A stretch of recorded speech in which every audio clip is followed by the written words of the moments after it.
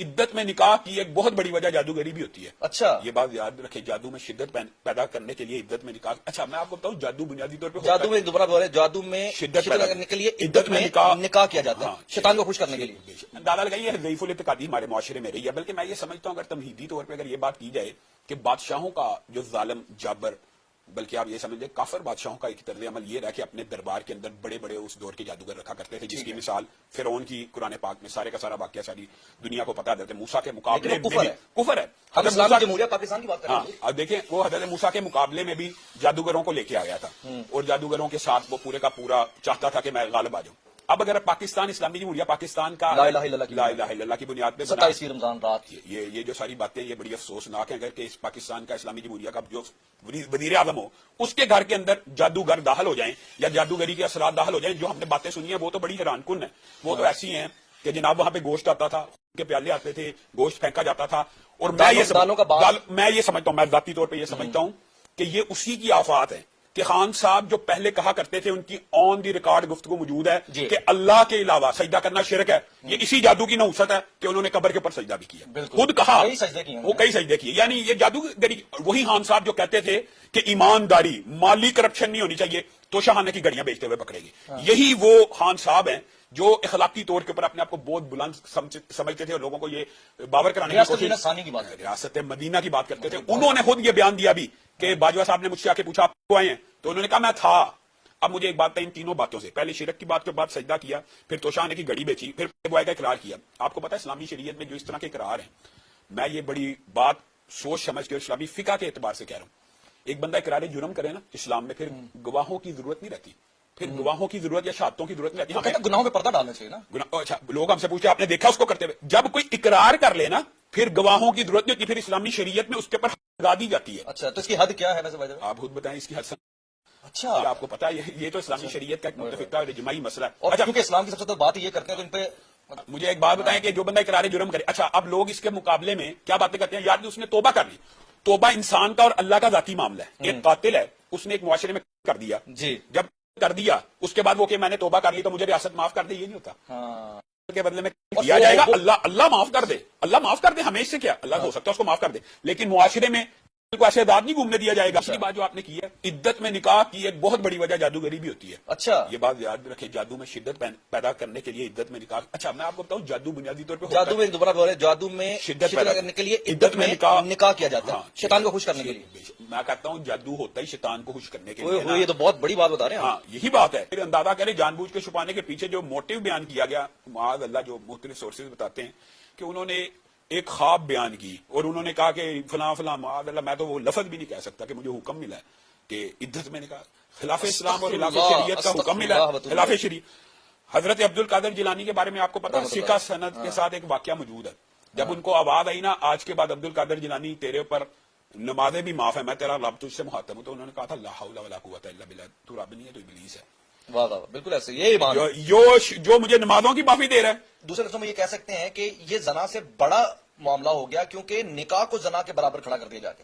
میں آپ کو احسان بھائی ایک بات بتاتا ہوں. جی خاص طور پہ میں تو وہ بات کروں گا جو اسلامک جورسپروڈنس کے اندر ہے. مفتی سعید صاحب فقہ حنفی سے تعلق رکھتے ہیں, عمران خان اور بشرا بی بی فقہ حنفی سے تعلق رکھتے ہیں. انہوں نے نکاح فقہ حنفی کے مطابق کیا. فقہ حنفی میں دوران عدت نکاح کے بعد نکاح ہی نہیں ہو سکتا. اچھا نکاح ہو ہی نہیں سکتا. حالانکہ یہ میں فقہ حنفی کی بات کر رہا ہوں صرف.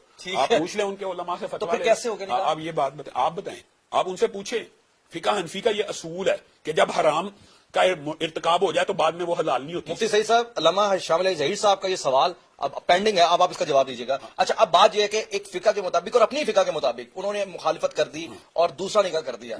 کیا آپ ٹینٹیولی بتائیے کہ ایک ہائپوتھیسس کر لیتے ہیں, کیا ریزن ہو سکتے ہے کہ اتنی بڑی وائلیشن مفتی سعید نے کیسے کر دی؟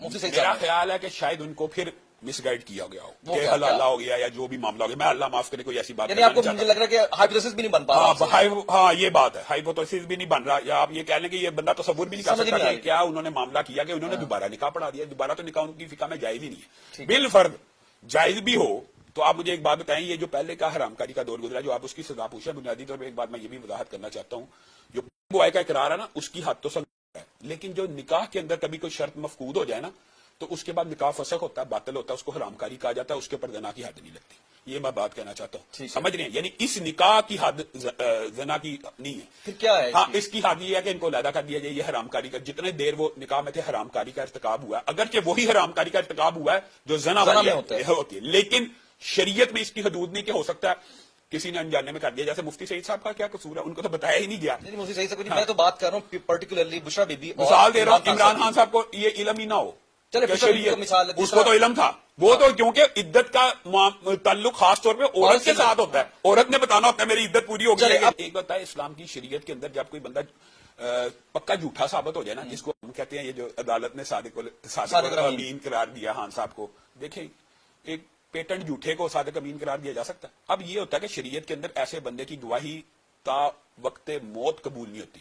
اچھا یہ بہت بڑی پلنٹی ہوتی ہے. پھر کیا اس سے بڑی پلنٹی کیا, یہ بھی سنیں کہ جو بندہ سکا جھوٹا ثابت ہو جائے وہ رسول اللہ صلی اللہ علیہ وسلم کی حدیث بیان نہیں کر سکتا. وہ تو نارملی کرتے ہی ہے.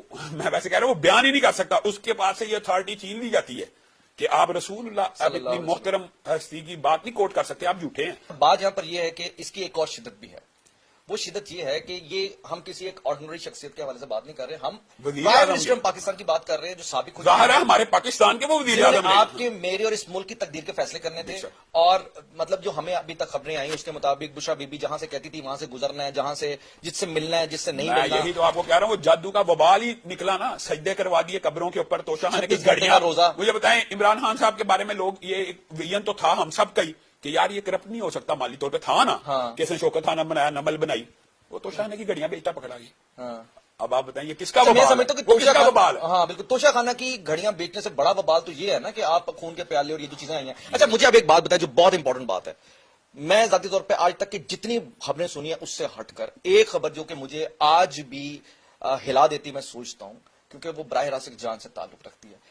کیا مرغیوں کو زندہ جا سکتا ہے کسی حرام ہے. مطلب 800 مرغیوں کو زندہ رسول اللہ صلی اللہ علیہ وسلم نے فرمایا کہ کے اندر بھی احسان ہے, کے اندر جانور کو اللہ کے لیے کیا جا رہا ہے. اور مقصد کیا پیچھے ہوتا ہے جادو کے علاوہ یہ جو تمام عملیات ہوتی ہیں یہ جادو میں شدت پیدا کرنے کے لیے ہوتی ہیں. اور اچھا سب سے بڑی بات یہ ہوئی ہے احسان بھائی, ایک یہ ہوتا نہیں ہے بیڈ لک سمجھ لیں یا قوم کی بدقسمتی سمجھ لیں کہ انہوں نے جس ٹریپ کے ساتھ خان صاحب کو کہا کہ آپ وزیر اعظم بنیں گے وہ بن بھی گئے, پھر عقیدہ پختہ ہو جاتا ہے, پختہ ہو گیا. یہ بات ہوتی ہے کہ ایک بات سچ ثابت ہو گئی اور وہ سمجھتے رہے کہ بس اب یہ سارا کا سارا معاملہ. اب یہ دیکھیں ہمارے پنجاب کے اندر ہمارے اوپر ایک ایسا وزیر اعلیٰ لگائی رکھا 4 سال جس کی کارکردگی بزدار صاحب کی صرف انہی کی وجہ سے. تو اب یہ دیکھیں تو یہ میرے خیال میں ان کے زوال میں جادو کا دیکھیں یہ وبال اور ہے کہ ہاں صاحب کو سارے کا سارا زوال میں سمجھتا ہوں انہی وجہ سے یعنی پلٹ کے آ چکا ہے.